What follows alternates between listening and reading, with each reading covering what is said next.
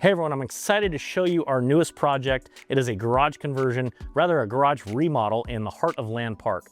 It's a little bit different than what we normally do with our garage to ADU conversions.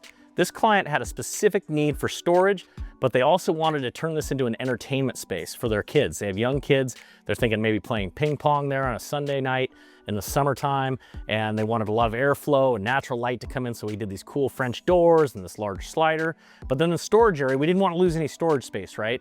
So above this new play spot, this new recreational area, we have a cool storage loft that's elevated, and we have a ladder that gets us up to that so they can put their long-term storage items like Christmas lights or whatever they have for the long term, and then they can pull them down as needed. So that was one feature that they had to have, so we had to do a lot of reframing to make that work. We had to put a brand new LVL beam in there so that way they could get everything up there unobstructed. Now on the new area, we have a couple of challenges that were presented for us. One challenge being this large 16-foot slider. What do you do with that, right? You have to have a lot of really tight framing. You have to have a very level surface on the slab because there's such small tolerances with the track and the actual panels themselves. So these are about 4 foot in width for these panels, these glass panels.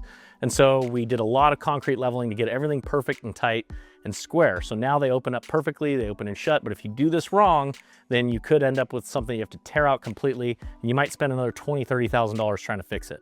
So behind the actual garage now is a brand new sub panel. Before we had only about 20 amps run to this structure, which can only really power just a couple of lights and a few outlets. Now we have a dedicated 100 amp line for this new garage, and we've also upgraded the main panel to a 200 amp panel. Got a lot more slots on that for their electric vehicle charger, and then we have a ton of new slots on the sub panel for the garage, so they can go ahead and put a future HVAC unit in, they can put an EV charger in, they can even plug in electrical appliances because there's tons of electricity now. Those are a couple of the really cool features for this project. We really enjoyed doing it. It's very unique. We're actually able to keep the existing roof on there and keep a lot of the walls on there, the exterior walls. So we really tried to make this work with what we had, and we were able to stay in the client's budget.